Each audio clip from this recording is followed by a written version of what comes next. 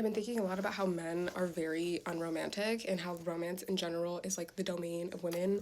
Women like define what is romantic, and if you're like an attentive enough man, your job is basically to just pay attention to what women find romantic and then like do that for a woman that you're interested in. So I was thinking about the very stereotypical romantic scene of a man like standing in the rain professing his love for a woman, right? So this exists in like films, media, show, music, whatever, and like women are watching that and fantasizing about having that experience. Men are not the ones that are watching those movies or reading those books where that's happening, right? Men, and then I was like sitting here and I was asking myself that question of like, what would be the male equivalent of that? Like, what is a romantic setting or like fantasy that men have, where they get to be the receiver of some sort of romantic gesture? And it just goes to show that romance is an invention that men are not targeted in. Like men are not supposed to really care about all of that. I don't think that it like really matters to men, like these grand romantic gestures, which I think is also why men are so like calculated in the way that they give them. Like they give them to you, and like I feel like I always hear women talk about the 3-month rule, right? Like a man is like amazing for 3 months and then he drops off because the point of the romantic gesture is like just to get because you like it. You know what I'm saying? But I've just been deconstructing romance and true love a lot recently. And I think it's really devastating to realize as a woman just how much these things are like inventions and just how much men are like not willing participants. Romantic love is the biggest propaganda that's ever been sold to women. As humans, we all crave deep intimacy and connections. It's just how society pushes the different narratives to men and women is very toxic and dangerous. From a very young age, boys and girls are fed two completely different scripts. For girls, the script is about being loved, picked, chosen, and for boys, it's about becoming who you are and conquering the world. And society starts brainwashing women from a very young age. Just look at Disney princess. Except for Mulan, which Disney princess truly has agency? All the princesses are beautiful, delicate, they're waiting to be loved, picked, chosen, and they're supposed to live a happily ever after with the prince. But has anyone questioned what does happily ever after actually look like? No one tells girls that happily ever after includes physical damage of childbirth, the invisible labor, the mental load. All of that got romanticized and glossed over. Isn't that a super dangerous message to the young girls? And now look at the script handed to boys. They're taught from the start to build their own identity. The stories made for boys never ever centered on love. Instead, it's about becoming who you are and achieving something. Like Spider-Man, Star Wars, Dragon Balls, the stories are all about personal growth. So the underlying logic for men is, I will become myself first, the relationship, family, kids, whatever comes after. They're like trophies rewarded to me. That's why men always put themselves first, because that's what they've been taught since childbirth. Women, on the other hand, they are handed the script of passive waiting. I've seen too many women sacrifice themselves in relationships because no one tells girls putting ourselves first isn't selfish.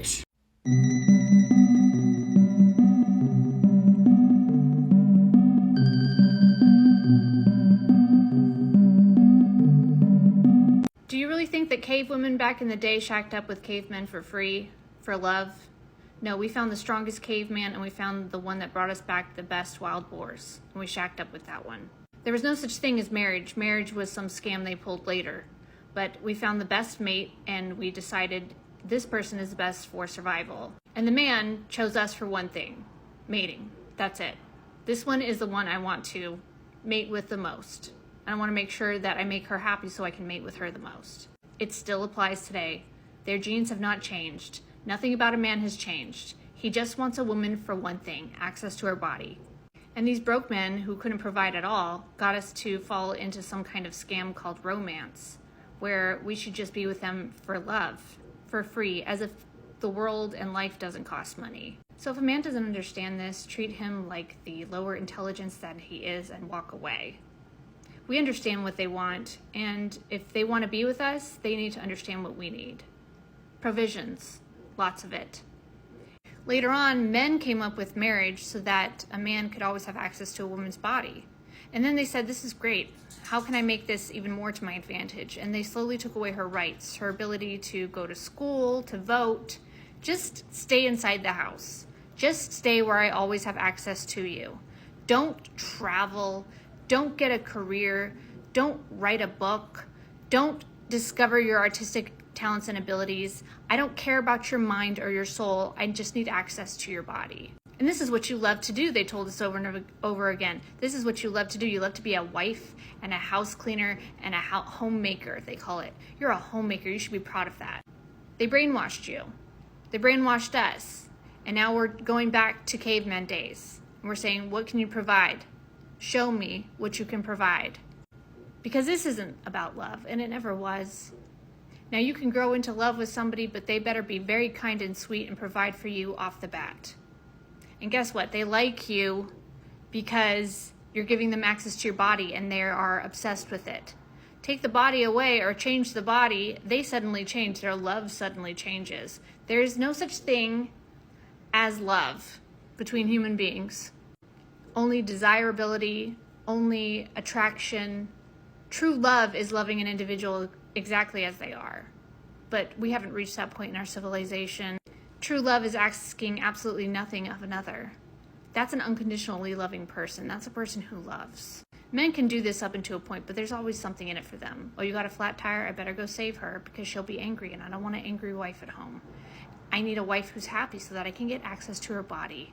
So romantic love is not really conducive to successful relationships, like by design. But until a certain point in human history, no one really considered that kind of love to be a positive experience. It's like there's a reason the Greeks said that he was pierced by Cupid's dart. Like you were shot. No one thinks being shot is a positive experience that they should go out and get for themselves. But in general, people who fell in love, it's a fall. It's a fall from grace, it's a fall from sanity, and are generally treated with, let's say, a pitiable indulgence because it's not really their fault. They couldn't help it. They're not in their right mind. But no, not for me, thank you. What changed is that we now, in most parts of the world, consider romantic love not only to be a positive and something that all people should want and seek out, but potentially the most important experience or the most important goal that a human being can aspire to, which is insane. It's totally crazy. It's like basically saying, from the perspective of the Greeks, that the best thing you could possibly be is depressed. Like, the Greeks saw limerence as a mental illness.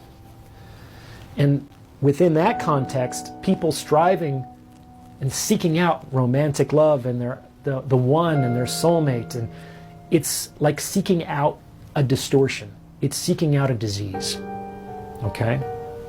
And these Cathars were a sect of Catholics, a sect of Christians who believed certain things about love and marriage. In particular, they believed that people should not get married.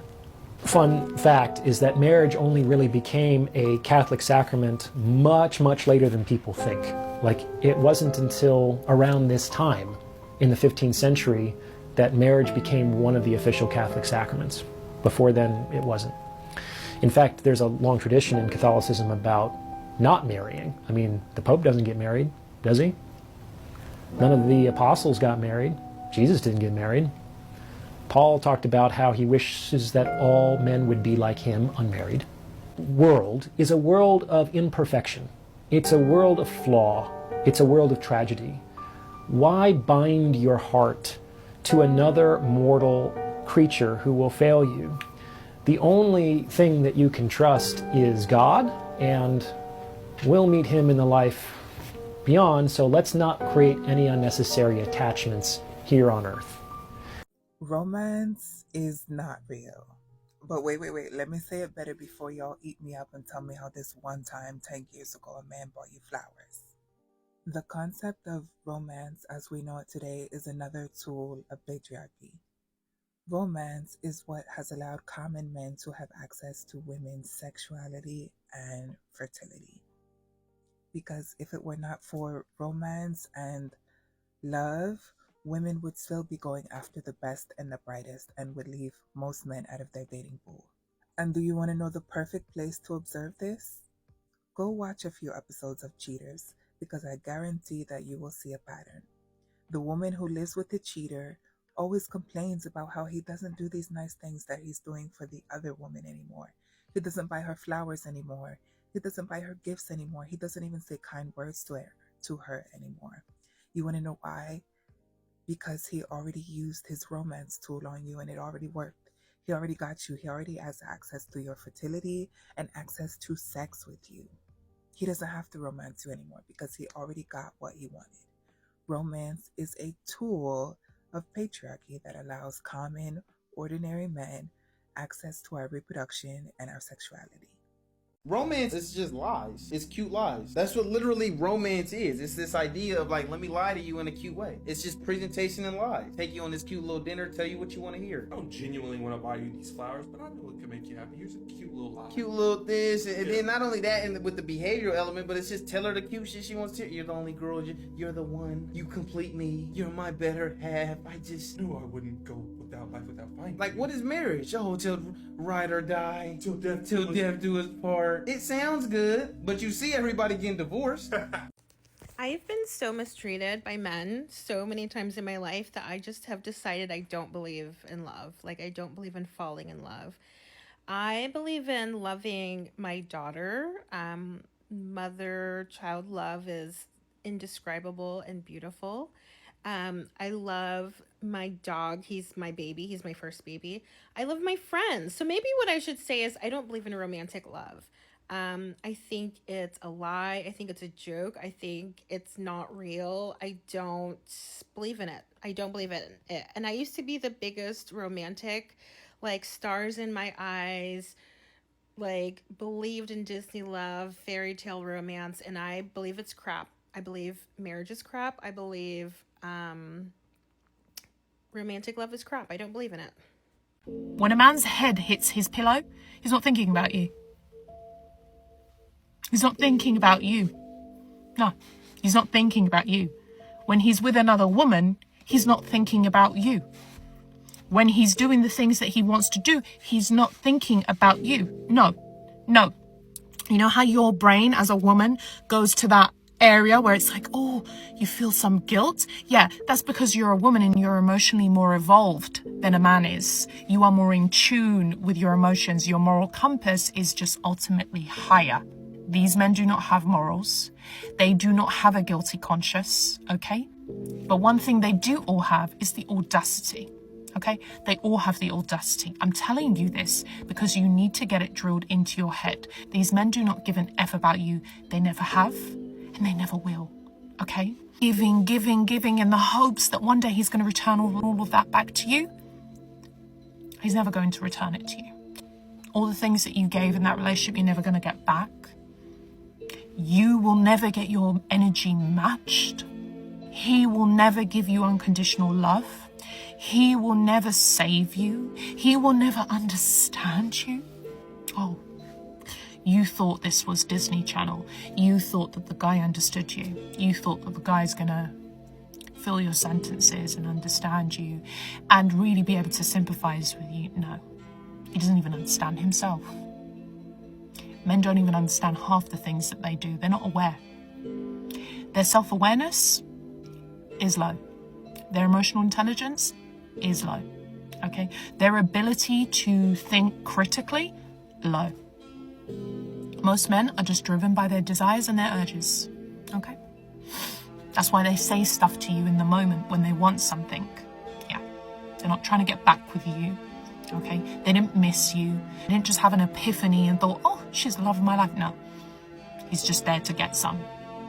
Okay? And when he's being overly affectionate and coming on really strong, driven by his urges and his desire. No such thing as love. Love was sold to you to make you drop down to your knees. It's a scam. It was designed for you to think that you are closer to that man than you actually are, but you will never ever be close to that man. That's why it's a scam, because you will never ever feel that closeness with a man. Invest in your life, ladies. You want pure fulfillment, you want pure happiness, you want true fulfillment and happiness in your life. Invest in yourself and master the law of detachment. As a woman, you have to be so unbothered, so unfazed. I don't care. Oh, he hasn't replied back to me? Oh, why do you know that? I don't. I don't know. If I go on my WhatsApp right now, I don't know who's messaged me. I don't know. My phone's on Do Not Disturb half the time. I'm busy. I'm booked. I'm busy. I've got things to do. I'm taking calls. I don't have time. I don't have time. If I'm dating a guy, I don't even know whether he's texted me or I don't care. I don't care. When I talk to him, I talk to him. If I talk to him, great. If I don't talk to him, bye. No, I don't care. Nothing special about these men, ladies. Nothing special about them. They're literally like buses. When one bus goes, another comes straight after. That's it. And you just hop on that bus. That's it. Nothing special about these men. Nothing special, nothing intriguing about these men. I have never sat down and had like a mentally stimulating conversation with a man. I am yet to find that. I am yet to find a man who can just mentally stimulate me. They lack emotional intelligence. They lack self-awareness. They are driven by their sexual urges and desires. Most men don't even know how to control it. If men had self-control and discipline, we wouldn't have $1 billion adult industry. It wouldn't exist if men could control themselves. If they had abstinence, if they had willpower. They don't. That's why they cheat on you and then come home and cry and say, but I love you. Because they don't have a moral compass. They don't have that moment of realization as a woman that you have when you go, oh, I'm doing something wrong. Yeah, that's your emotions talking. That's your guilty conscience talking. That's because you are a good person. You are more evolved than them. You understand the consequences of your actions. Men don't. They do things and then afterwards realize, they're like children. They do something and then realize afterwards that they've been naughty. So tell me, why would you sit here racking your brain over somebody like that? Kind of displays that kind of emotional intelligence. I've got things to do. I'm bored. I've got things to do. I'm bored. I'm so bored. We have an amazing support system of incredible women who I can speak to, who I can share ideas with, who I can vent to. I don't need to go to a man and offload to him. No, he doesn't even understand what I'm talking about. He never will understand me. He never will care to understand me. He doesn't have the emotional capacity to understand me. That's the problem. So why would I waste my time with that? These men do not care about you. Okay? They never will care about you. You're going to look back on your life and you're going to think, oh, I wasted all my good years hoping and praying a man would just love me. And now look at you, just wasted all those good years waiting for a man to finally validate you and just love you. He doesn't even love himself. He doesn't even understand himself. He doesn't understand himself. He doesn't love himself. Was the romance genre the birth of pick-me culture? Ask around and you'll hear that romance is the genre of love, emotional fulfillment, and feminine desire. But look closer and you'll see that romance novels exist less as spaces of female liberation and more as containers for the contradictions of men. Romance has been repeatedly mistaken for a genre that centers women's freedom. At first glance, it appears to elevate women's emotional needs and autonomy. But as many scholars have shown, romance does not function as a site of true empowerment. Instead, it manages and holds the tensions within the Western patriarchal system, smoothing over the impossible contradictions women live with. In other words, romance offers a fantasy where the heroine might be strong, independent, and rebellious, but by the end of that story, her story usually bends towards the familiar structures of heteronormative marriage, romantic union, or traditional domestic roles. Freedom is promised through love, but the price is always structure. Romance disciplines as much as it liberates, binding women to ideals that they did not create but are taught to desire. In this way, the romance genre does not operate in opposition to patriarchy, but as its emotional infrastructure, reinforcing its values not forcefully, but through longing, devotion, and sacrifice. From its medieval origins where courtly love praised women while keeping them trapped on pedestals, to its contemporary expressions in Harlequin romances and Netflix period dramas, romance has consistently carried the illusion of centering women. But again and again, it turns out these women were not centered, they were simply picked.